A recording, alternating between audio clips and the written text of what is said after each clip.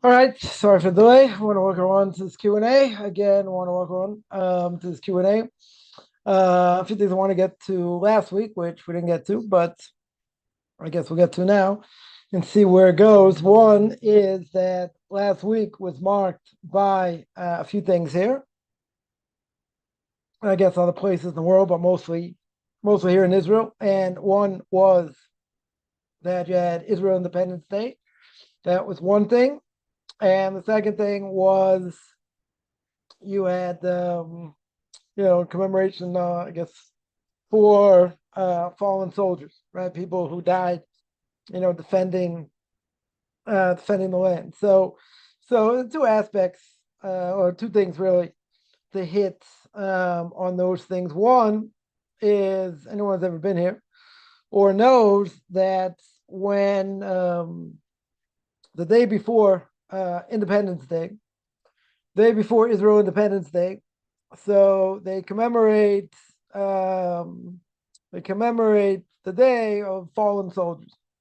Now, and this is anyone who's been killed during any of the wars or uprisings or whatever you want to call it. So one of the things they do is they do at night and they do during the day. They have a siren, right? That here throughout the country, every city, every town has a place where a siren goes off, and usually sirens on top of a building or whatever. So the siren goes off, and it's pretty amazing that even people driving, they stop their cars. They stop their cars, go to the side of the road, and stand up. They stand up in memory. They do this with what do you call it, Holocaust Remembrance Day as well. And what they do essentially is they have what we call a moment of silence. That's what they do. They have a moment of silence. So people, what they do is, again, they'll get out of their car, they'll stop, they'll put their head down, and whatever they're thinking about, loved ones that maybe they know have fallen, maybe just thinking about people have died defending the state, thinking about the Holocaust, right, on Holocaust Memorial Day. So most people would think that if you wouldn't stand up in general, or you wouldn't commemorate it, it's sacrilege. Like, how could you not stand up for that? How could you not think it's important to remember their memory, right? Now, nobody's saying that, right? Well, explain what happens if you're in a public place if this happens, but in general, a moment of silence is not a Jewish thing. Definitely not a Jewish custom. I grew up, a secular school. They had a moment of silence. Think about, I don't know, whatever you want to think about.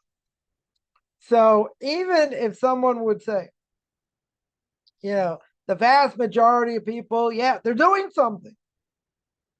They're bowing their head. They're commemorating the memory of people who died serving the land. Now, isn't it important?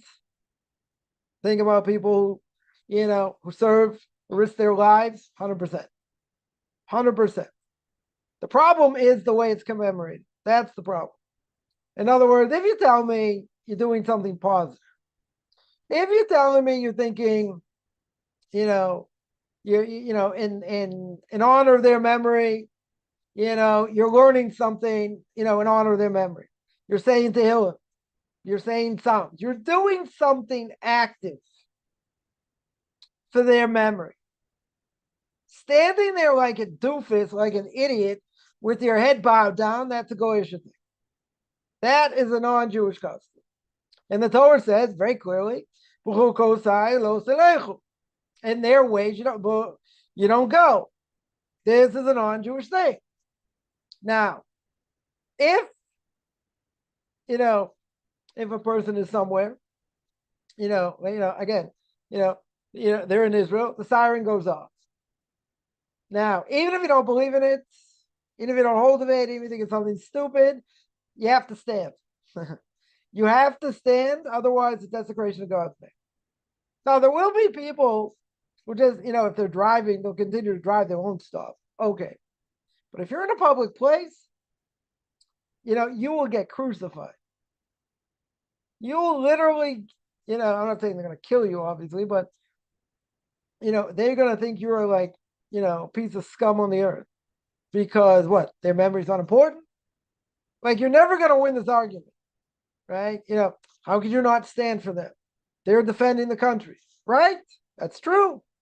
No one's denying that. If you didn't have, you always need a standing army, even in God's backyard, right? Remember, King David's also had a standing army. Yeah, so you always need a standing army. No one disagrees. But if you don't have prayer, if you don't have people learning for them, and learning, praying on their behalf, it's not the power of their hands. It's not the power of their might that's saving the Jewish people. That's for sure not. There's so many miracles, so many things that happen that you can't explain according to logic. So you need both. You need a standing army. Nobody disagrees. You need a standing army. Especially here because it's obligatory, and most of the army is made up of reserves. Okay, but is that so? The question is not their memory doesn't mean anything. What they did doesn't mean anything. That's not what people are saying. They're saying that's not the way to do it, right? That's a non-Jewish custom. We don't go in the ways of non-Jews, right? It's just a stupid thing to do. You droop your head. What does that mean? Either you're going to tell me again, I'll be ultra reasonable right now, ultra open-minded, and I'll say, let's say the majority of people, either they know people, they're thinking about it, they're actually doing something. Maybe. But what does that do for their memory? If a person learns in their memory and has them in mind that they should get merit as part of this learning, if they give charity in their memory, they do something. That's something positive. That has an effect on their soul. Very good. If you stand there like a doofus with your head bowed, what does that do? What does that do? I don't think it does very much. But I would say, if a person would be in public, if they would be in public and that siren goes off, whether in the morning, whether at night, it doesn't matter. You have to stand. Doesn't matter. You don't believe in it. You think it's stupid. You think, it's a non-Jewish thing. We don't go in the ways of non-Jews. Very good. But they will absolutely demolish you if you don't. That would be a desecration of God's name. That would be a serious offense. But there are ways to do it. There are proper ways to do it. You're telling me you're learning in their name. You're telling me you're doing other things that, for their memory, for their soul. You're saying Tehillim for them, say Psalms for them. You're learning for them. You're praying for them. That's worse though. If you droop your head, what does that do? What does that do for their memory? You say, well, they're thinking about them. Okay. But that's not what we do. That is certainly not a Jewish custom, at all. That's what goes on here. So I would say, first of all, it's kind of a stupid thing to do. And, if you're not in public, then I wouldn't stand up. There's no point to stand up, right? But I would say if you are in public, if you would be in a public place, then 100% you have an obligation to stand. 100%, otherwise desecration of God's name, right? Because you'll never be able to explain to anybody why. You'll never, ever, you can have the cleverest argument. You'll never convince them. It's a very, very volatile issue here. Now they're making this big thing about, other Orthodox Jews should be in the army, right? And drafting them. So, it's a very, very volatile issue. It's very hard for, for that side to see the other side.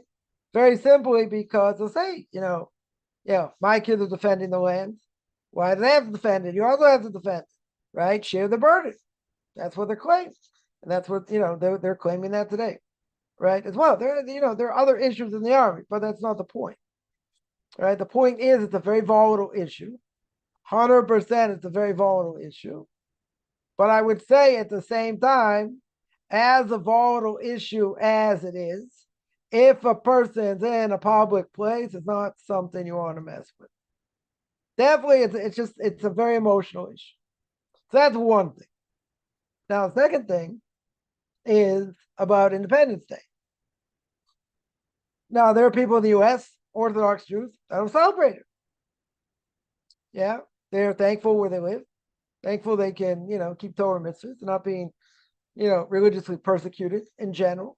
That's why a lot of people left Europe and other places come to the new land exactly for that, because they're getting persecuted for religion. Okay, there's what to be said for that. People are thankful. There is what to be said for that.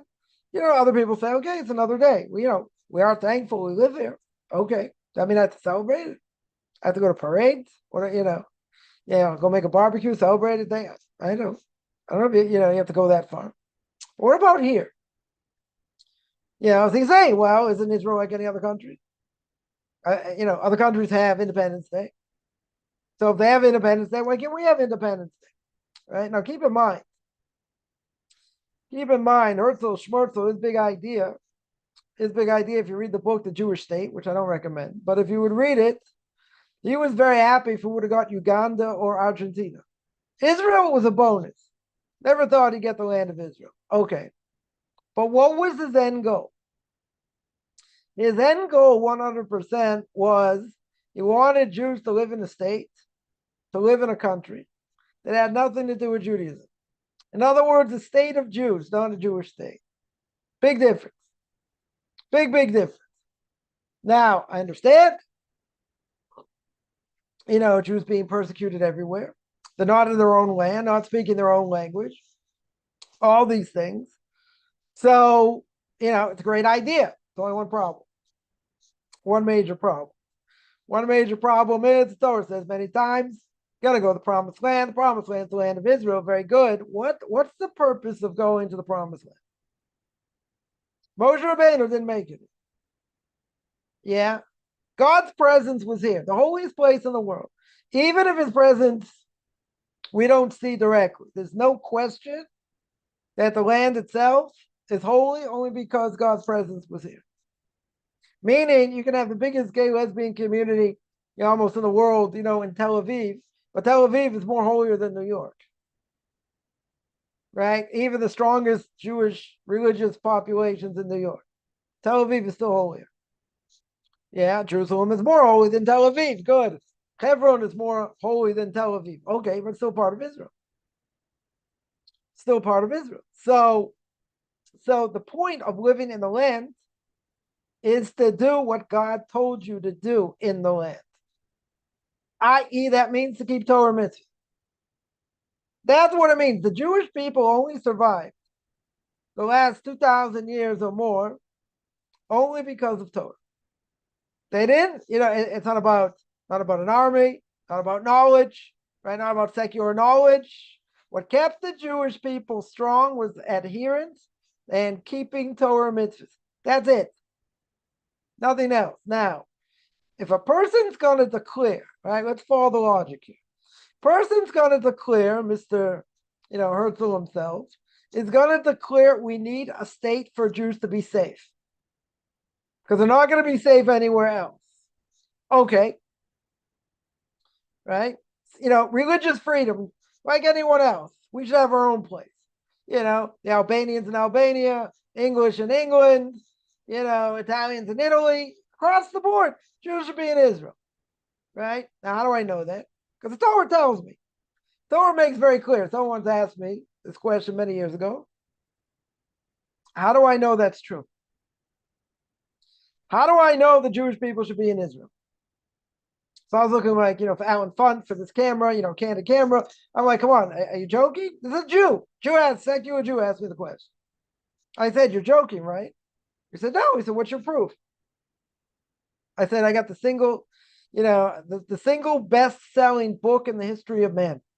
So, you probably heard of it. It's called the Bible. Best-selling book. 50 languages, 1,000 languages, whatever it is, been translated. If you read the Bible from cover to cover, from the book of Genesis to the end of the book of Deuteronomy, it states clear many, many, many times. It states clear the Jewish people should be in Israel. That's what it states. That's the end game for the Jewish people to get to Israel. Right? God gives them the Torah, very good. Mount Sinai, very good. And what's the whole goal? To get to the promised land. Now, because of the sin of the spies, they had to, go around China, no pun intended. They had to travel for 40 years in the desert before they got to the promised land. But that obviously is the end goal. So I said, if you read the Bible from cover to cover, and we all by the Bible, we should all by the Bible, because God spoke to Moses, Moses passed it down to us. Very good. So if that is the case, then there are many, many references to the fact that God says that's where you should go. Right? Let's say better. That's where the Jewish people belong. Started with Abraham, passed down to Isaac, passed down to Jacob, passed down to the Jewish people. This is what happened. Right? That's where the Jewish people were supposed to be. Now, could be they didn't deserve to be there. They had a temple there, got destroyed. Second temple got destroyed. Been in exile ever since. Now, even if the Jewish people are there today, right? Seem the biggest Jewish community in the world right now. Even with that, we're still in exile. How do I know we're in exile? You go downtown Jerusalem, there's no temple. We have the outer wall. That's it. Can't bring sacrifices. Right? Can't bring sacrifices because of impurity today, and Arabs wouldn't let you do it. The Israeli police wouldn't let you do it. They can't do it either way. Right? Practically speaking, you wouldn't be able to do it. Okay. We don't have a temple in Jerusalem. Good. So we're in exile. It's very clear. Also being in Israel that we feel the exile. But that's not even the point either. The point is that God says, I'm going to distinguish, right? I'm going to distinguish between you and the nations. Meaning I took you out of Egypt, and then the Parsha Shmini talks about kosher and non-kosher animals. God says, I distinguish you from the nations. What's one way God distinguished us from the nations? Right? You'll say the mitzvah is very good, but over here, what does it say specifically? The Torah says, I distinguish you among the nations because I took you out of Egypt, and you're not supposed to eat what other people eat, what other nations eat. Right? So my language, I would say, God didn't take us out of Egypt, the Jewish people, in order for us to eat shrimp. Right? In order to eat lobster, in order to eat creepy crawly things. He took us out of Egypt to bring us into the land for one purpose. What's the purpose? What is the purpose? To keep Torah. Right? Torah says you got to take tithes from fruits and vegetables. Very good. We can do that in Israel today. I mean, not in all places, right? Some places we don't have, there's no obligation because it's considered not part of Israel, right? Places down south, let's say by lots, and places close to there, whatever it may be. But there are many more mitzvahs we can do in the land. Okay. Yeah, so that's true. But if the whole purpose, and so that was my answer. That was my answer. The Torah states clear. The Bible says the Jewish people should be in Israel. Good. That's what the Bible says. That's where the Jewish people should be. So I said, you can tell me I don't hold to the Bible. Okay. But if the Bible is, the written word of God, and God says the Jewish people have to be in Israel, well, it's very clear. The Torah makes it very clear. Now, comes along Herzl Schmerzel over here, and he says, I don't care about Torah. He had a great way to save the Jewish people, right? He wrote the op-ed piece. What was his great way to save the Jewish people? All the Jews should convert to Christianity. Right? Great idea. Great way to end the Jewish people. Yeah. But his idea was the Jewish people go to Israel and they should live in Israel and have their own state, which has nothing to do with Torah mitzvah. That's where the heresy. Yeah, that is exactly where the heresy. Because he's stating we don't need mitzvah. We don't need Torah. Speak the language. We'll bring back Hebrew as a spoken language. Very good. You'll have, falafel, other good, Israeli products. Very good. Nothing to do with Torah. Nothing to do with Torah. That goes against everything the Torah says. Everything the Torah says. I can have one without the other. It's like, I can have the meat without the potatoes. Like, you need the whole thing here. The land is holy because God's presence was here. And even if God's presence isn't directly here, meaning, we don't see what it's like to, sacrifices to go up and all these other things that, that happen, in the first temple and the second temple, okay. But at the same time, there's no question. There's no question at all where the Jewish people are supposed to be, right? And that's in the land. Good. Now, someone says, I can't live there. I can't get there. Many great people weren't able to live in the land. Okay. Doesn't take away from the holiness of the land. But the whole point of the land is to keep what the Torah says in the land. How, why would God take the Jewish people out, out from Egypt, make them into a nation, and send them to a land so they can do whatever they want? Right? Remember, God chose the Jewish people. The Jewish people chose God. And when we chose God to keep what he says. How do I know what he said to do? I know what he said to do because we have the Torah. Torah is the written word of God. Very good. Moses just described. Okay. So how can it be you have these secular Zionists out there saying, no, we don't need God. We don't need Torah. We need a land. We need guns. We need to be able, to take care of ourselves like any other nation. And there are plenty of people out there that'll, wave the Israeli flag, will sing the national anthem. And if you look at the words of the national anthem, the Israeli national anthem, it says we want to be a free nation. What does it mean, a free nation? So you can tell me free that we're not persecuted. Well, that's one thing, right? Not persecuted by non-Jews. Okay. Yeah, but what does free nation mean here? Free nation means, according to them, a free nation means I can do what I want. Free nation means I don't have to serve God. I can serve myself. I can serve other things, right? Which makes it pretty much into idolatry. But in general, I can do whatever I want. That has nothing to do with the land, nothing to do with Torah. We just want to live in a place that we're not persecuted. To be a free nation like everyone else. Yeah, but a free nation that has nothing to do with Torah mitzvahs goes against everything the Torah says. So the secular Zionists, their idea was, let's go live in the land. Let's take the land and be in a place we're not going to be persecuted. We're not going to be persecuted by the nations. The ancient homeland of the Jewish people, keeping what God said and what we should do and how we should live our lives, there's nothing to do with it. Okay, it happens to be, the home place of the Jewish people. Very good. Yeah, if we can get there, fine. If not, we'll take Uganda, we'll take Argentina, we'll take somewhere else, if we can't get it. But at the end of the day, the goal is still the same.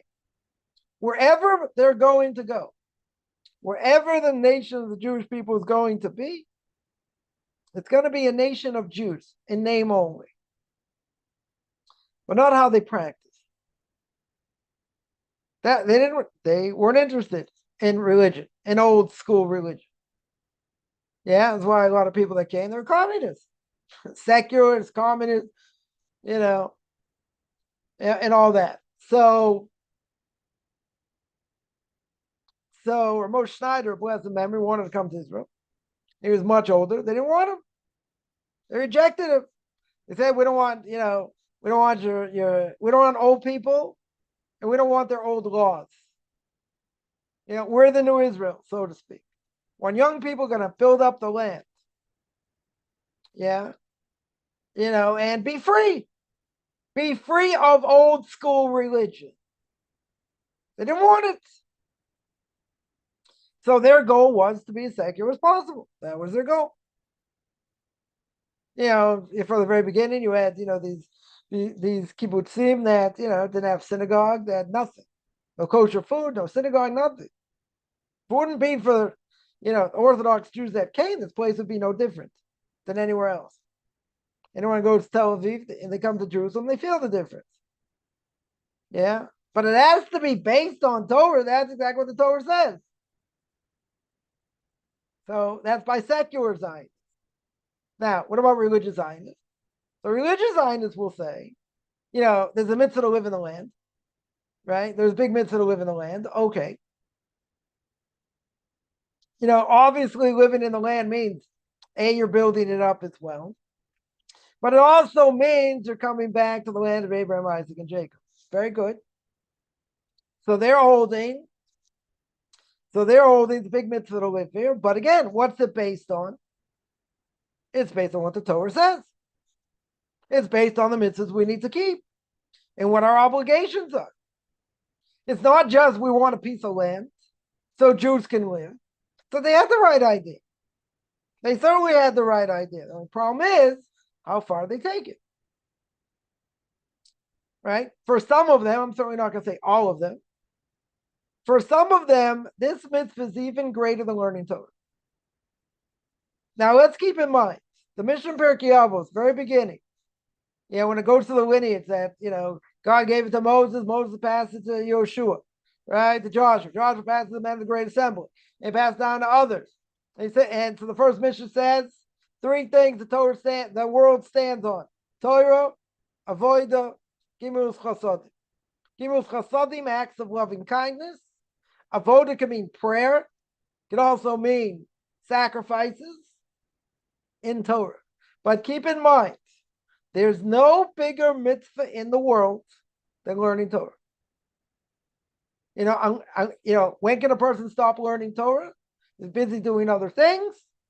Pikuach nefesh, saving a life, right? There are times you have to close the Gemara, right?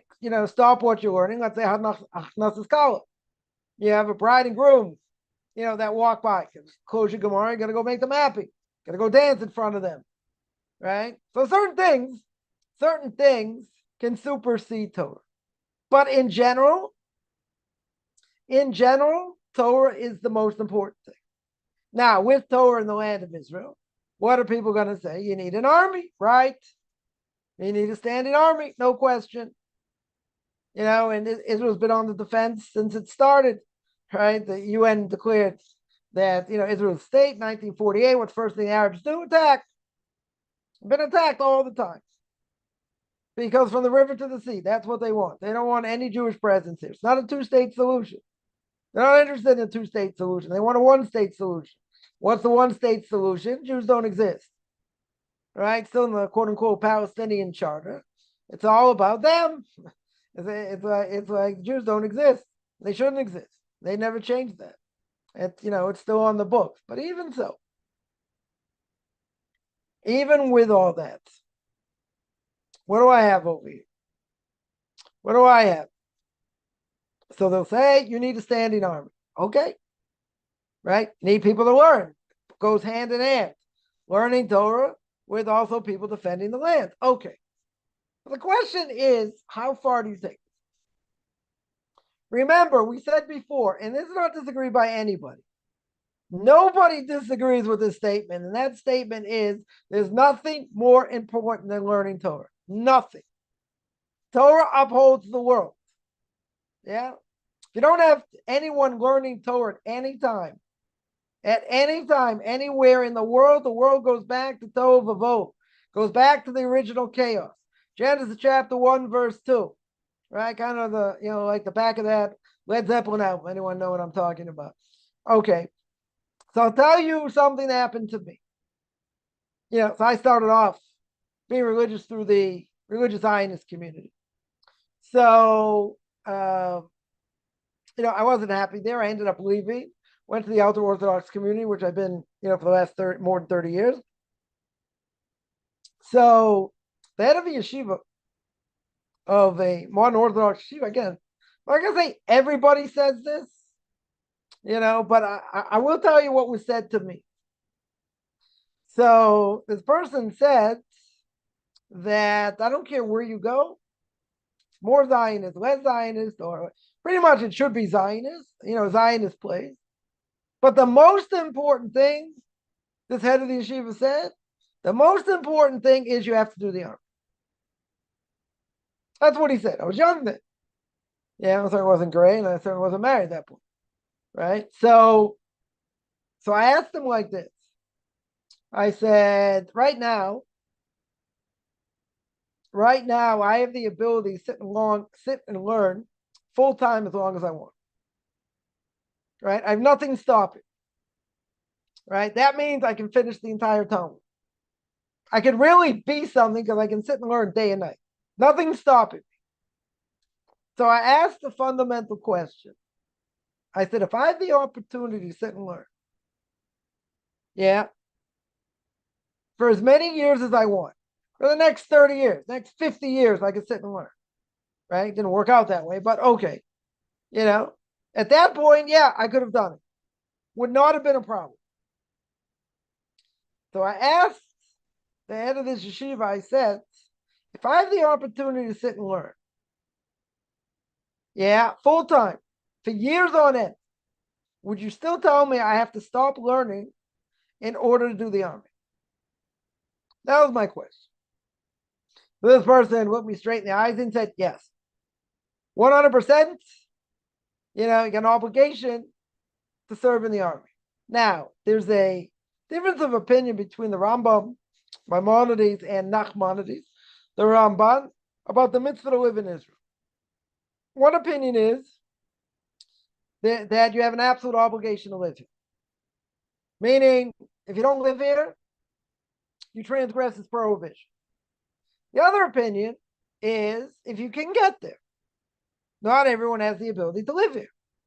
Now, if a person, for instance, has better livelihood where they are, if they learn better where they are, looking for a marriage partner where they are, right? Those are the three reasons that a person would not have to come to the land of Israel, right? Rabbi brought down a fourth reason that wasn't brought down. He was going to visit his mother. His mother was a widow at the age of 33 or 35, right, with 9 kids. Her husband died young, and my Rabbi was only like 7 or 8, when he passed away. And he went to get a blessing from the Brisker Rub, from Rav Yisrael Zev Soloveitchik of blessed memory, that he was going to go visit his mother. So he was going to leave. Been in Israel for a while. So he was going to leave just to go visit his mother.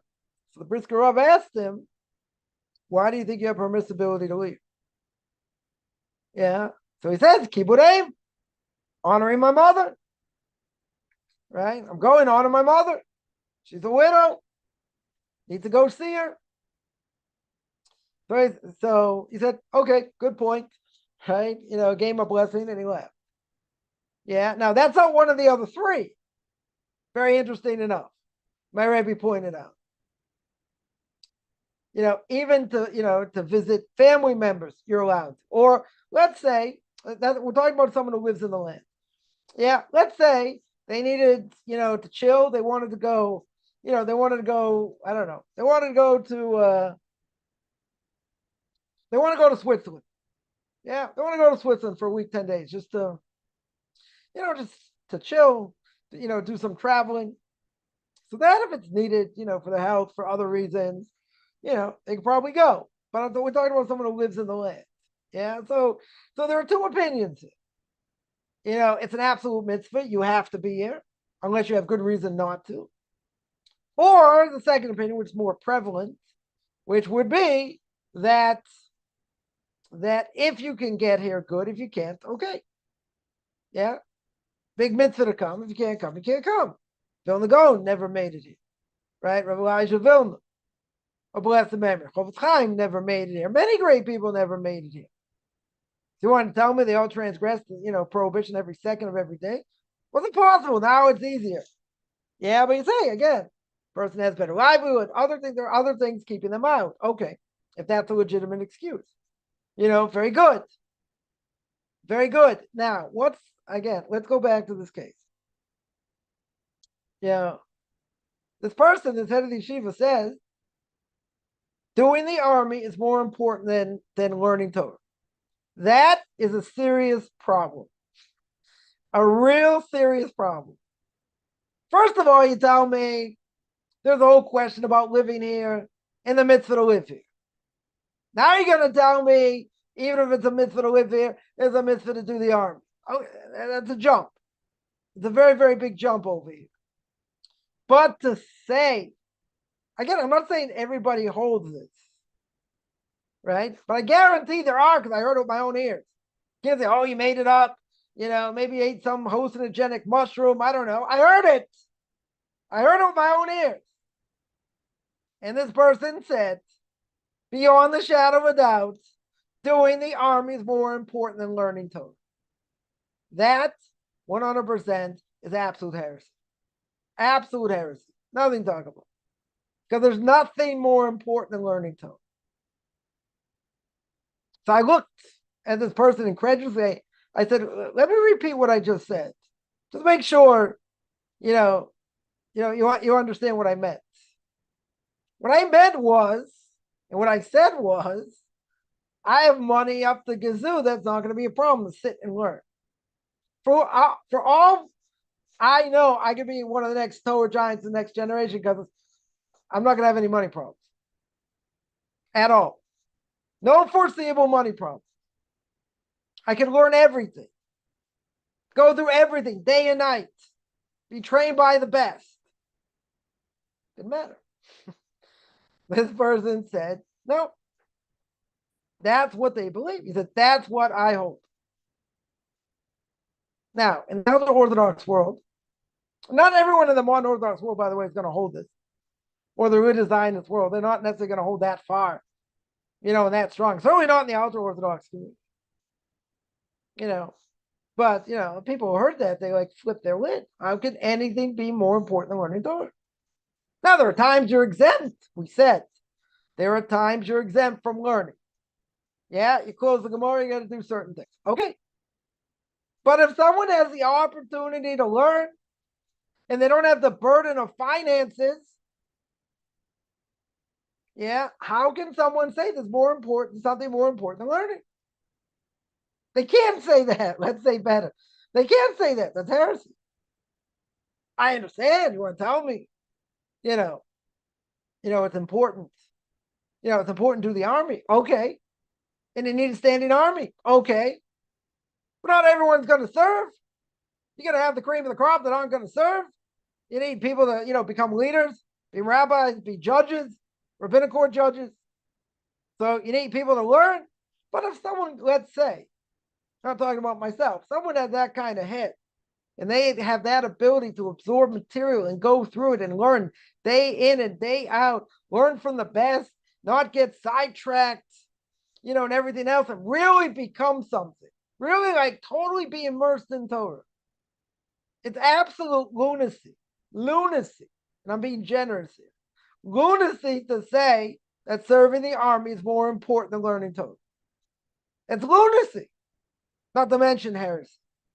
But some people believe that. Some people will say, yeah. So the problem is with some people, certainly I'm not going to say across the board, where some people are going to say that living in the land and everything that goes with it is more important than any other mitzvah in the Torah.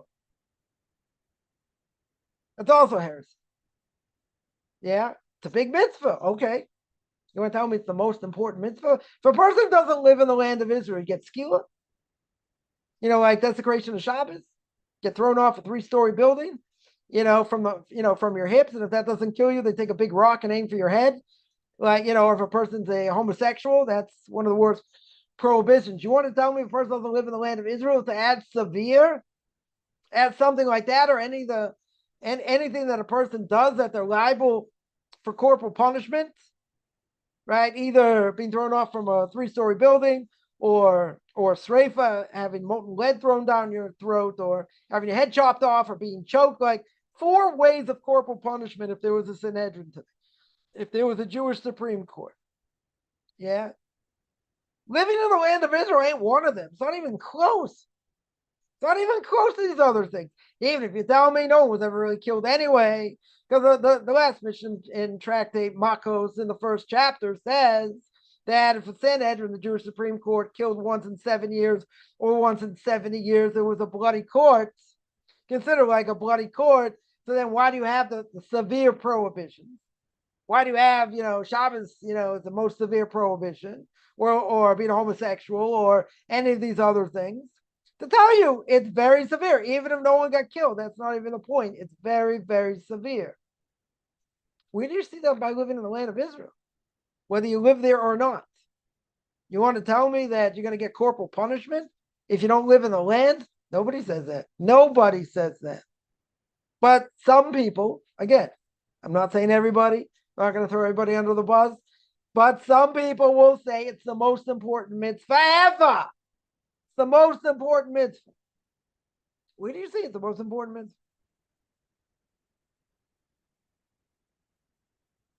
Yeah, more important than Torah? More important than keeping Shabbos? I get it, it's a big thing, okay. But if you don't do it, let's say, you don't do it, right? Positive command, let's say, to live in the land of Israel, whatever that means. Yeah, I also got a positive command to eat matzah. Not eat, positive command to put on tefillin, put on phylacteries. If I don't put on phylacteries, I get the death penalty? No. If you don't put on phylacteries any day in the history of your life, that's a different problem. At least you put it on once, okay, right? But again, if I didn't eat matzah on Passover when I'm supposed to, you'll get death penalty. There are only certain things you get death penalty for, right? Or you get spiritually cut off. There are like 36 things. There, learned about this a number of months ago. 36 things a person can do to get spiritually cut off. That means you don't have a portion of the world to come. Okay. If I'm talking about living in the land of Israel, none of these things. So to make it out to be like it's the biggest mitzvah ever that a person is going to do, that's not true. It's not true. They'll make it out to be, no, it's so important. And look what's going on living outside of Israel. And the Gemara says, the Ksubis talks about anyone who lives outside the land. It's like they don't have a God. Okay, it has to be explained what it means. But not everyone's going to have the merit to go. Right? Let's say, for argument's sake, they have elderly parents. This isn't brought down anywhere, right? But let's say they can't leave because they have to take care of the parents. They have elderly parents. Okay. Yeah. Now, once the parents die, why don't they come? Why don't they come with you? So again, if they have, a good excuse, why not? Okay. Most people don't want to come here because they don't want to come here. Even Orthodox Jews. They're living like kings wherever they are. Bigger houses, bigger this, bigger that. They don't want to come here. Most people. Some people would really like to come here. Okay, but they can't. Good. But a lot of people don't want to come. They're happy where they are. That's what the exile is. But, that's how bad the exile is. They're happy where they are. You're going to say it's hard to live there, and, it's hard to make a living there. You don't make as much money. And, people living on top of each other. And okay, I get it. But if you don't have a good excuse to live here, you're in trouble. You're definitely in trouble. But it's not a death penalty. It's not even close. So for someone to say, well, it's like the biggest mitzvah in the world, and that overrides learning Torah. You hear Torah from such a person, you run. And you run as fast as you can. That's absolute heresy. Now, some will also claim, just while I'm on this rant, some people will also claim, okay, this is the beginning of the redemption. Now, keep in mind, who says the Jewish people have to be in the land before the Messiah comes? Where's the source that says that? So there's the Medrash in Tehillim. In Psalms, the Medrash says that when the Messiah comes, the Jewish people are going to be in the desert. I remember Rabbi was telling me this once, so he had this big smile. So I'm like, what are you smiling at? I said, you're also going to be in the desert. You're also not going to be in the land. Yeah, so the question is, do we take that literally or figuratively? Right? Now you can say, we're in the land, been in the land, for the last 70 years. Okay. Israel's got nuclear weapons, don't tell anyone. Seemingly have a lot of power.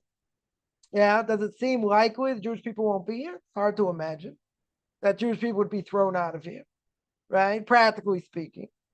But at the same time, I would say, they gave Arafat, may rot wherever he is, may his name be blotted out. They're willing to give 95% of the West Bank. He didn't take it. And if you see where the West Bank, quote unquote, the West Bank, what we would call Judea and Samaria, right? But other people call it the West Bank. If you gave it back, it's indefensible. A lot of it's very much indefensible. Yeah, on four sides. Be suicide to give that back now. But couldn't it be, in theory, that if you had a left-wing government, they give the land back and then we get spit out? It could happen. Definitely could happen. Because they were willing, to give a lot of the land back, quote unquote, for peace. But whatever, that's another issue we're not going to get into. But in general, this medrash on the book of Psalms, that look really so practical right now. Doesn't really look so practical, right? That the Jews wouldn't be here. But the claim is it's the beginning of the redemption. I don't know. People thought, after the Holocaust, Messiah was going to come because of all the destruction. Yeah, they thought that was the war of Gog and Magog. Obviously, it wasn't, because we're still in exile. We still don't have a temple today, right? So that being said, everyone would agree from the Gemara and Sota. The Gemara and Sota says there are 15 signs, about that are going to be prevalent in the era of the coming of the Messiah. 15 signs. Yeah. So everybody today would agree, across the board would agree, we're very close to the coming of the Messiah. We're living in that time. Obviously, we're not there yet because the Messiah is not here. Okay. But even with that,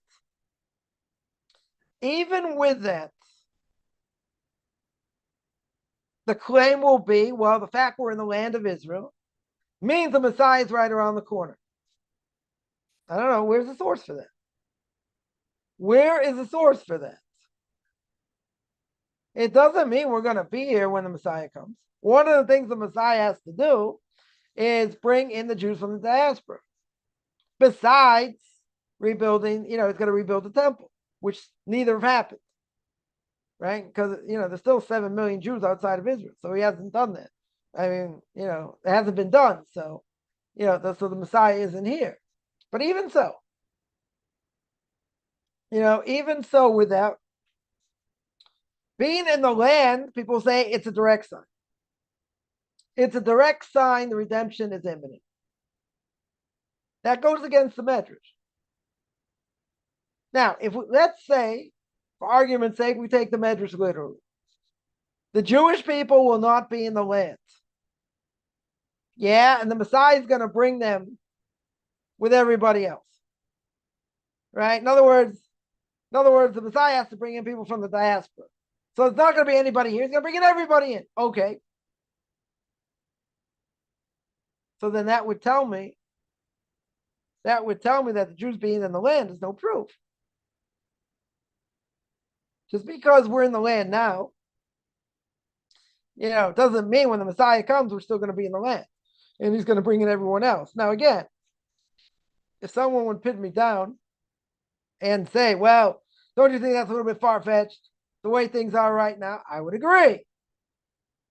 100%, I agree. I'm just pointing out that we do understand we do understand that according to this measure, we won't be here. So being in the land is not necessarily such a great proof to tell me that we're living in the Messianic era. That's not one of the proofs. Because there are 15 signs that the Gemara says that if they're fulfilled, then you know the Messiah is imminent. One of them is not living in the land. Yeah, it's nice, and the Jews have built it up. And what the prophets say when the Jews weren't here, what happened? The whole place, a bunch of swarms, is flat like a pancake, right? Like Samuel Langhorne's Clement, Mr. Wrote Huckleberry Finn, right? Right. So Samuel Langhorne's Clement, right, as he was known, came to visit the land of Israel, right? Mark Twain. Mark Twain came to visit the land of Israel in the late 1800s. Mark Twain, not a religious person by any stretch, but what did he say? He said he saw exactly what the Bible and the prophets say. The place was flattened like a pancake. There was nobody here. There were no quote-unquote Palestinians. One of the biggest lies in the world. There's nobody here. Period. There was nobody here. They're going to claim historical, links to the land. They're unbothered. Nachmanides came to the land. He couldn't find 10 Jews to make a minyan when he came. There was nobody here. So like, what are all these people talking about? You go back in recent history, right? You go back to the Ottomans. Yeah. Yeah, how many quote-unquote Palestinians were here? Doesn't seem too many, if any. What about the British? So what they complain about what we did? What about what the British did? What about what the Ottomans did? Took their land, maybe, put them in jail, who knows what, exiled them. They don't have any of that. Zero. So their claim to the land is, they have no claim. But in any case, with that, what do I have? What do I have over here? It's clear the Jews should be in the land. Okay. But it doesn't necessarily mean the fact that we're here now is a guarantee the Messiah is going to come because of that by itself. Again, practically speaking, would I think that the Jews are going to get spit out before the Messiah comes? No. Would I bet all the money I don't have on it? Not necessarily. But I would think the way things are shaping right now, or been shaping for the last number of years, very hard to imagine. Very hard to imagine that scenario. Where you got 6.5 million Jews going to get spit out of the land. Could it happen? Anything can happen. Anything can happen. That's kind of hard to imagine. So again, someone would say, well, you think it's ever going to happen? No. I don't think it's going to happen. Could it happen? Theory. Right? In theory. So, in general, you can't say, it's forbidden to say, that there's anything more important than Torah. Yeah. So, we're looking at the land, ultra-Orthodox Jews, we'll look at the land, they're anti-Zionists. Why are they anti-Zionists? They live in the land. But why are they anti-Zionists? They're anti-Zionists because of the way the land's being run. It's not being run by Torah. People in government need the ultra-Orthodox form of government. But if they could throw them into the sea and get rid of them, they would. Right? You can't trust them as far as you could throw them. On the other hand, many would say you're still going to be part of the government because otherwise it'd be a lot worse. Okay. Yeah. That may be true. There's a small percentage that would say no. You're not part of the government either way. And one of the reasons is because, if you're in the government and there's desecration of Shabbos going on, and it's going on right underneath your nose, and it's not for saving lives, you have a hand in it. So it's always better to be in the opposition because as if you're saying it's okay. So obviously there might be kickbacks going on, other things, but like, why don't they bring down the government when they know, without getting into politics, they know the Shabbos desecration. They know that. So they got to be getting something because of it. I can't answer what, it really doesn't matter, right? But most people would say that if you're not part of it, then you're going to lose. Then it's going to be worse, right? The whole thing now with the WCO, there's a, there are elections now for, mostly, it's an organization that's run by Karen Kayemet. They give a lot of money. It's a thing for the land of Israel that, they give a ton of money to whoever wins the slate or whatever, for their own thing. So the last time there was an election, ultra Orthodox Jews ran and got a number of seats. Now they're sitting with Zionists. Now most people say today not real Zionists, they just don't know anything and this and that. So it's not like you got to kiss the flag to be part of it.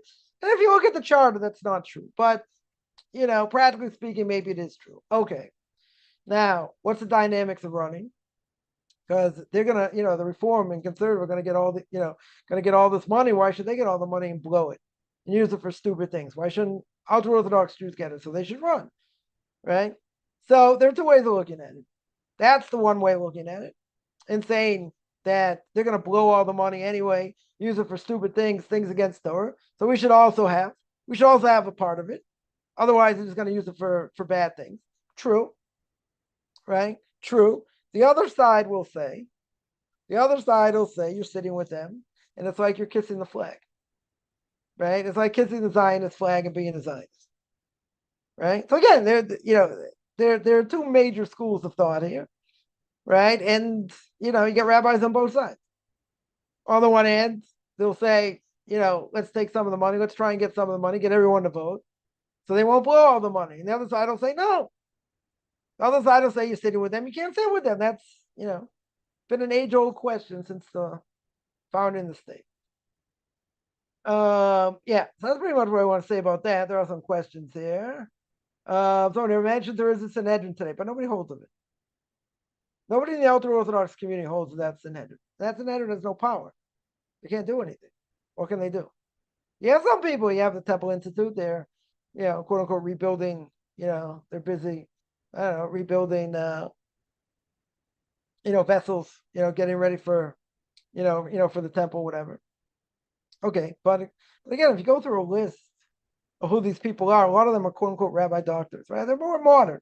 100% they're more modern, right? Very few, if any, ultra Orthodox rabbis gives it any credibility. When I mean any credibility, I mean any credibility. I'll give it any credibility at all. So you tell me this is Sanhedrin. It doesn't have any power and they don't do anything. They don't do anything. There are no sacrifices. No one's bringing sacrifices, say not even through them. Yeah, so what do? They don't do anything.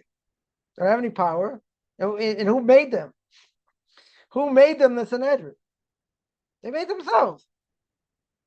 They brought in people, whatever, but that's not the way the Sanhedrin works in general. The next Sanhedrin coming, when the Messiah comes, I mean, Elijah the prophet is going to decide who's going to go on. I mean, it's a whole different thing. Even if quote unquote in name only, that's what it is. That's what it is. Like what have they done? They've had all these big meetings. They got the vessels working. They haven't done anything. They've done zero. You can tell me they exist. Okay. They exist. And what have they done? They've done anything. Karaites have more people than them. And what have the Karaites done? Not making a comparison. Just saying, they haven't done anything. Right? And who says they have any power? They don't have any power. Nobody, and not only that, nobody in the ultra Orthodox community holds of them. So, it's in name only. That's all it is. That's all it is. Someone here mentioned so much vacant land in Israel. Why can't there be front yard farm communities near rivers and streams? Why can't they do that? So I remember I was coming back from one of my trips up north, and there's a one way to go is a bypass road by Jericho. So it's a strip of land goes on for miles. Goes on for miles, like almost like no man's land. When you're going on that road for you can go on that road for I don't know 20 minutes, half an hour, or more, and you look around, there's nothing there. There's nothing there at all. So people say, we're going to put people, all the cities are crowded, plenty of land there. That's not a problem. You go down south to, near Beersheba, it's all flat. I mean, it might be very hot there in the summer. Okay. Ain't nothing there either. So, people complain, where are we going to put people? There are plenty of places. There are plenty of places to put them. Right? That's not a question. But you'd have to be, I would agree, if you were situated in a place where, there are rivers and farms or whatever, okay. A place up north near Tiberias was like that. They, it's like a farming, I would say it's more like a farming community for many people, but you don't have so many of them. It's called the Moshav, but you don't have exponentially, amount of them, and you'd have to build them like, you're right, on these places by, where there's water supplies or whatever. But I would say you don't even need that. You don't even need to build farming communities. First of all, how many people are going to want to farm? I don't think majority of people come here want to be farmers. But in general, even if people want to be farmers, you can find places. That's not a problem. But the main thing is that there's plenty of open space. Plenty of open space for people to come. Because people make the claim. They'll say, where are they going to go? Where are you going to fit everybody in? There's a lot of open space. I can tell you, you drive you could drive for an hour, 45 minutes, an hour, and it's absolute nothingness. There's nothing there, right? There's absolutely zero there. You can put people there, right? You can put a lot of people there. Question is, people want to live there. Or even down south, right near Beersheba. It's very hot in the summer. Okay. It's also flat. Tremendously flat. I mean, a lot of places in Israel mountainous, right? Place where I live in, and other places, they carved out the mountain. They carved out the mountain. That's what they did, right? In Jerusalem, it's mostly hilly. Some other places, it's mostly hilly. There are places where it's empty, where it's flat. But again, it's nothing that, I wouldn't say it's the ideal place to live, and people necessarily are going to want to live there, but there is plenty of empty space, right? It's not a shortage, not a shortage of space. Because that's what some people say. Like, you got 7 million Jews, let's say, outside of Israel. We're going to put them. You could drive, like I said, you could drive 45 minutes an hour, right? Total empty land. Tens of thousands of acres of land with nothing there. With nothing there. You could put up houses there. You could put up buildings there, apartment buildings there. You wouldn't have a problem. You're going to fit 7 million there? I don't know. I don't know if you're going to fit 7 million, but you can put them other places also. Even though it's a small place, then this was no bigger than the size of the state of New Jersey. There's a lot of empty land. It's a lot of empty land. In certain places. In certain places. That's why it's ironic. You tell me like they're shooting from Gaza, and they're aiming for like population centers and they're not hitting anything. Okay. But like if you're telling me they were shooting towards, let's say, Beersheba, I mean, it's also not a small city per se. And they want to tell me that like all these missiles hit nothing, empty areas. Okay, that's not major populated cities, and they don't either get knocked down or they go out or whatever happens. Say, listen, during the 6-Day War, Kissinger didn't want to give weapons to Israel. They were running out of bullets. They were running out of bullets. On the bullets. It would be better if Israel didn't have to rely on them. Maybe someone else is going to help. If no one else helps and Israel goes down, that's what God wants. Right? But he made it that way. He absolutely made it that way, that Israel should be helped. Israel should be supported that way. According to nature. Could they stop? If there was another administration, leftist administration, they would have stopped. Been stupid, but they would have stopped. 100%. They would have given them what they needed, and everything would have depended on, what they say. But it doesn't matter, because Israel's going to have to do what they need to do. Now, let's say that would happen. So there are a couple scenarios. There would be a couple scenarios. One is that they have to try and get weapons from other places. And let's say that didn't work. Let's say no one's going to help them. So then what's going to happen? Again, it's one of two choices. Either God's going to save them miraculously, so they don't need help, or he's going to annihilate most people. One or the other.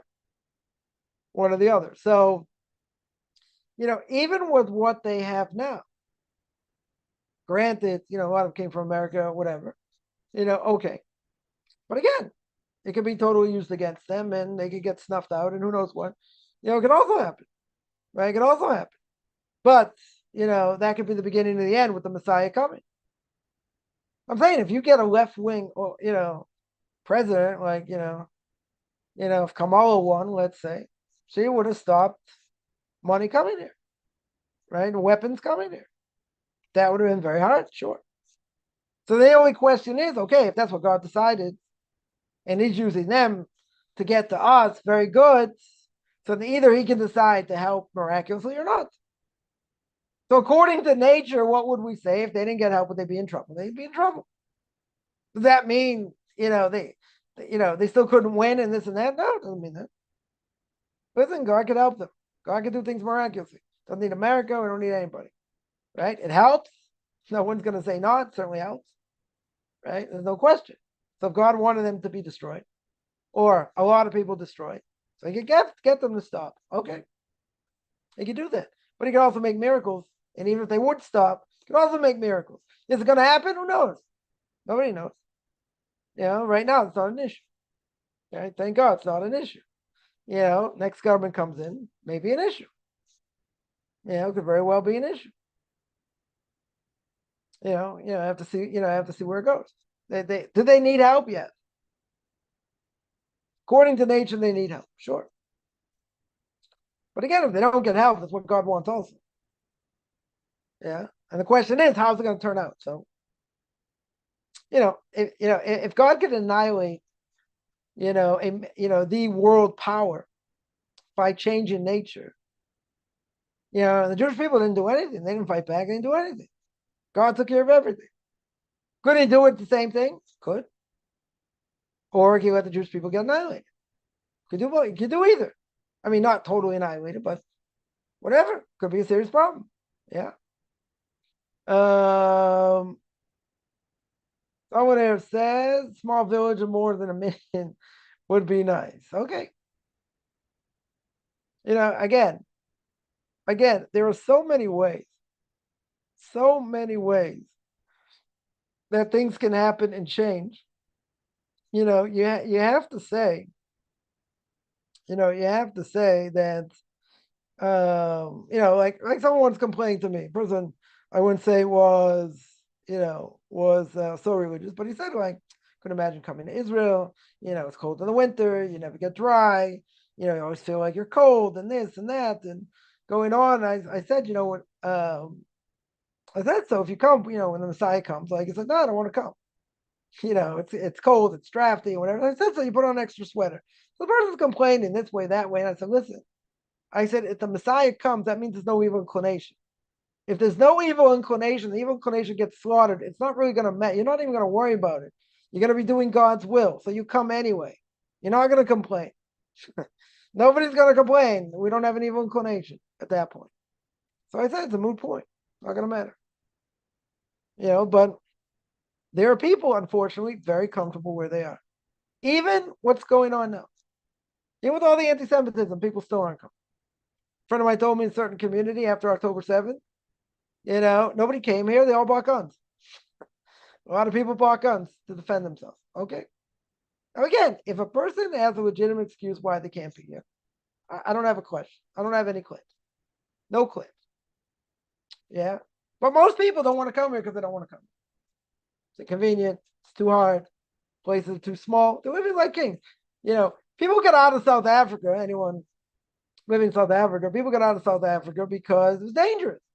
Now there were people that couldn't leave. There were people, older, that take care of family, whatever it was.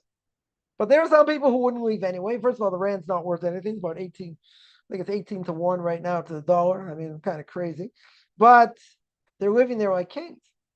When you're living in a place like a king, you're not traveling so fast. Like, if you can't live that way or you're going to struggle after all these years of plenty, it's going to be very hard for someone to do. When I left for Israel more than 17 years ago, I came back. I was, at that point, I was on 2 continents in 3 years. So the only people that were actually jealous of me coming back were people who actually lived there. Everyone else told me, like, if you had to get stuck somewhere, it's not such a bad place to get stuck. I said, you're right, but you never lived in Israel. So, like, if you lived in Israel, you wouldn't say that. So why'd you come in the first place? Good question. If I would have known what I know now, I wouldn't have gone. But okay, God has his ways. But I came back, pretty big miracle. For the last 17 years, I know a handful of people that have come back here, with, left with big families and came back with bigger families. Like, I can count them on one hand, and I'm one of them. So, like, once you're there, it's very hard to leave. Even if you struggle or whatever, but, if a person's living well, let's say, a person's going to give up the backyard, going to give up their basement, going to give up living like a king. If they're living like a king or whatever, they're not going to do it.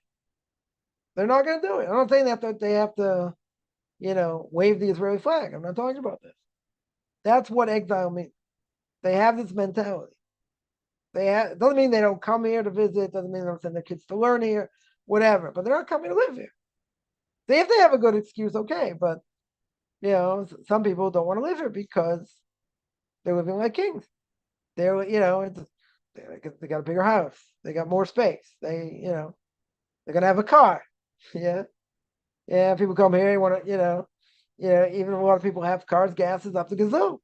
People complain $4 or $5 a gallon, in the States, whatever. It's like $8 a gallon here. Easy. And this is where all the oil comes from. So yeah, there are trade-offs, whatever. Okay. Right? But there are plenty of people just not interested. They're not interested in coming here. They don't have a good excuse.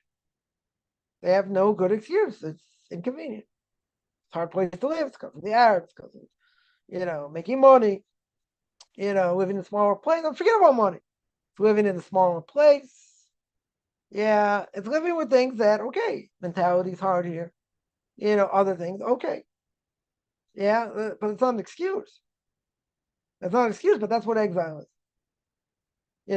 When you live in a strong community, you have everything you need. What are you missing? You're missing a temple in Jerusalem? We don't know what it means to have a temple in Jerusalem. Okay. But what are you missing? Not missing anything. Right? They have everything. So they have everything. Why would they move? Because even if they struggle, it's still better. People say it's still better to be there than here. Why? Because of Gashmi. It's because of all the physical things. Look what they have. Bigger house, a bigger this, bigger that. I mean, like, everything's bigger there. But what are they really missing being here? Like I said, most people thought, when I left, they thought I was crazy. 2 continents, 3 years, like, come on. Like, this isn't a bad place. Okay, so live there. I didn't say I have to live there. I probably shouldn't have left in the first place. Okay. But what are they missing? That's the point. What are some people missing? Nothing. They're not missing. They're only thinking what they're going to miss when they come here. But, spiritually speaking, is there any better place in the world? No. Strongest Torah community in the world is here. No question. Is it an easy place to live? No. Definitely not. But again, even amongst religious Jews, how many people feel the urge, feel what they're missing? If you're living well, you're not missing anything. That's the problem. Right? That's exactly the problem. Someone asked, is there a blessing for leading a president that's good for Israel? There is a blessing.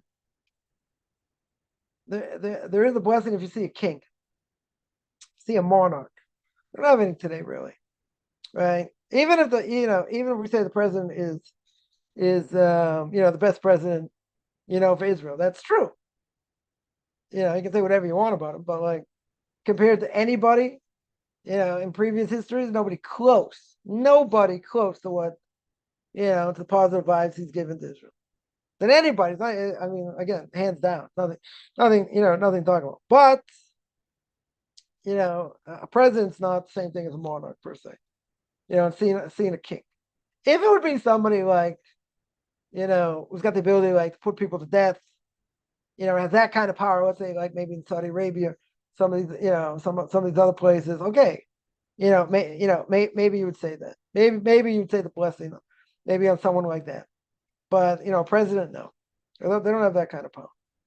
They don't have that kind of power. Again, even if They're very, very positive to Israel, very, very pro-Israel, and and all that. It's like I was like unbelievable. Whoever he put in his cabinet, they're all unbelievably pro-Israel. Okay, like it's never happened. It's never happened. I remember back in the day when George Bush Senior was president, and it's more Zionistic days, and what's his name came to visit James Baker. I mean, whatever, big anti-Semite, big time anti-Semite, and people, yeah, heckling him, and when he came, and protesting against different things. Like nobody's been good. Nobody, compared to some been better, some been worse. I mean, this last president would have thrown Israel under the bus. Nothing to talk about. She would have been empowered. Nothing to talk about. Would have withheld, weapons that Israel needed. Right. So again, some have been better, some have been worse. But no one's even in this category. Whatever you want to say about him doesn't matter personality wise. He's flawed, okay, but nobody's even close to it. Nobody. I mean, you put everybody together. Like he's on Mount Rushmore. They're lackeys. They're lackeys compared to him. Nothing talking about. Nothing talking about. But there's no blessing. No blessing, even if he's 100%, so pro-Israel. Someone asked, Israel have Social Security? Yeah, they have. They do. How much do people get, and what is it? So it's a good question, but they do. Yeah, yeah. They definitely do. And the health system's better here. I don't think there's too much question about that either. But there are all kinds of other issues as well. But yeah, they do have they do have Social Security here. Yeah, let me see other question. Let's see anyone else ask any questions. There are people, I get this question all the time. People say more people interested in converting, to Judaism because of what happened October 7th. So my answer normally is that anyone who's going to want to convert, they've already wanted to convert before. For some people, it gave them more of an impetus. Now it became more of a, let's say better, more of a, I would say, priority. But here, someone points out, they've been here a number of times, and by October 7th, gave them more of a, became more of a priority, right? Let's say, okay, right? But for some people, it's like that. Because of all the anti-Semitism in America, there are like college students coming out of the woodwork want to learn, more about Judaism. I mean, it's sad that it's going to happen that way, but okay, it's not a bad thing. Not necessarily, a bad thing, but um, so yeah, in this case, people want to convert. So yeah, there are some people now they feel it's more of an urgency. But most people who've been in this process, they've been in this process for a while. So this game like maybe a little bit extra push, but they're in the process anyway. So it didn't really matter. But I would say it's also pretty miraculous in a certain way because you see what's going on right now. People, anyone who wants to join, you got to be like, a little bit crazy, because of being a Jew and looking like a Jew is like you have a target on your back, and anti-Semitism has never been this high, never been this high. I mean, Europe, okay, Europe is caked in Jewish blood and whatever. So yeah, sometimes better, sometimes worse. But you wouldn't see something like this in America. You wouldn't expect something this bad in America. But there are people, been following this for years. They say, it's not surprising what happened on college campuses because all the money from Qatar and other places, and it's been a hotbed for this. But even so, people that really want to join because even with everything going on, for I would say for most people, that I come in contact with, they're not newbies and no, I want to convert right now, because of what happened. There, maybe some here and there, not too many. Because anyone's gonna want to join, they want to join anyway. And they've been thinking about it for a long time. It wasn't an overnight type of thing. It could be for some people, gave more of a push, gave more of an extra push. Okay. Yeah, but the dynamics I don't think have changed, all that much, because of because of what happened. It's not like, oh, now there are tens of thousands of people coming out of the woodwork wanting to convert. They could be out of the cut picking head. for all the anti-Semitism and everything going on. But, a person's been in this process long enough, they understand. So it doesn't matter. Better, it's worse, they're going to do it anyway. Right? This, for some people, just gave like a really strong push now. Okay. Right? But, again, the vast majority already wanted to convert. So it wasn't like that. Yeah, any other, let me see, any other questions? How'd you call George Washington a lackey? I didn't call him a lackey. It wasn't George Washington I called a lackey. There are other people I would call lackeys, but not him. Yeah. Some people just go along for the ride. They're just, mimicking things and saying things. They don't believe in it, or haven't really thought about it. You get all these people come out of the woodworks from the river to the sea. They don't know anything about the river or the sea. They don't even know what they're talking about. Just like, big thing to be anti-Israel. So they're jumping on the bandwagon, but they don't know they don't know anything about anything, what's going on here. No question. But but nobody cares. That's the irony. See, anti-Semitism doesn't have to make sense. You don't have to know the issue. You don't have to know anything. You can just, it's in vogue to be, anti-Israel. But like all the things they say just don't make any sense at all. One of them saying we're committing genocide. And even if 20,000 people, 30,000 people have been killed, in Gaza, they use human shields and nobody cares, right? It's mind-boggling to me. Nobody cares, right? But genocide means, by definition, you're wiping out a group and wiping them out one by one, killing everybody. If that would be the case, we're doing a very bad job. Really, like we're doing the worst job. Because from 1948 and on, the quote-unquote Palestinians have expanded exponentially. Yeah. Yeah. So if we were doing our job, there shouldn't be any of them left, or very few. Just going in there massacring, if that would be the case. But that's the definition of genocide. It's just people throw around these terms, oh, look what they're doing, this and that. But my question always is, and there's no answer. I mean, there is one answer, but the question is that if someone's going to say, if someone's going to say, well, you're killing all these people, and they're doing their best not to, but they're hiding behind civilians, shooting from hospitals and who knows what.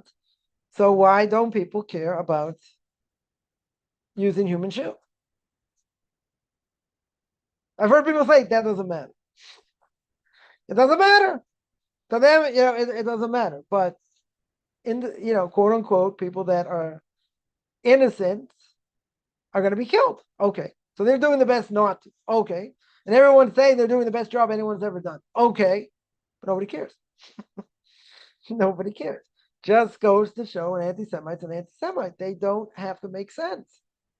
They can say the Jews are bloodsuckers and this and that, and that's why they hate Jews. They can say the Jews are rich in one country, they're poor in another country, and they hate Jews in either country. It's not logical. Totally not logical. But I would think, like, you got to jump on the bandwagon, at least know some of the facts. Some of them. I don't know any of them. They're just on the bandwagon. Yeah. They just hate Jews, period. But, I would say also, which I think is also kind of ironic, if you're going to go to these protests and cause damage and do other things, well, why are you afraid to show your face? It's also something that's kind of annoying. Show your face. Show who you are. What do you want to be that big of an anti-Semite? Okay. You want to hate Jews? You want to kill Jews? Okay, show your face. What are you afraid of? Someone's heckling someone, a reporter that was at a book signing and whatever, very pro-Israel. This person just kept heckling them and heckling them and heckling them. The reporter finally looked up.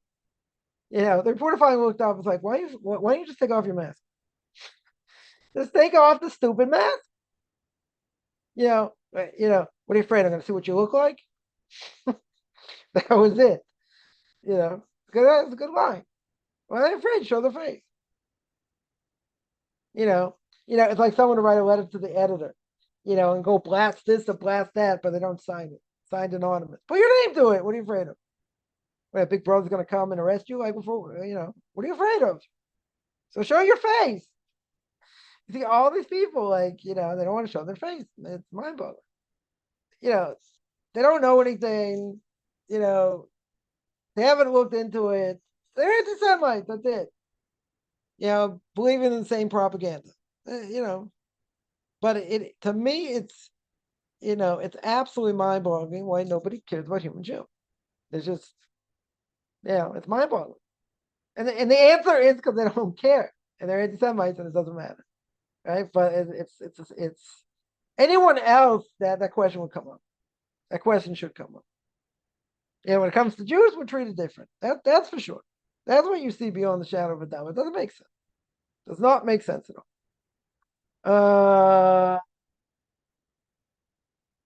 No, I didn't call George. I said, right. Let's make clear what I said. I said, Trump's the best president Israel's ever had. There's nothing to talk about. That means if you would put him on Mount Rushmore in this case, of being the best president from Israel, there's no one compared to him. Nobody is compared to him in recent history, the last 40 years, 50 years. Nobody. They're not putting anyone down who's on Mount Rushmore. That wasn't the point. The point is, if it would be talking about people who are pro-Israel, he's at the top of Mount Rushmore. That was the point, right? And everyone else is going to be below him by far. That's what I said. By far, they'll be below him. Anybody in the last 50 years, since the founding of the state. There's nobody been close to. Nobody. That has nothing to do with us on Mount Rushmore now. That wasn't the point. That wasn't the point. Any other? Let me see. Any other questions?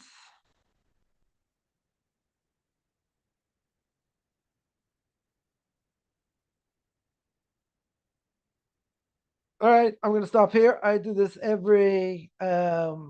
When do I do this? Every Tuesday and Thursday, 10 o'clock Eastern Time, 5 o'clock.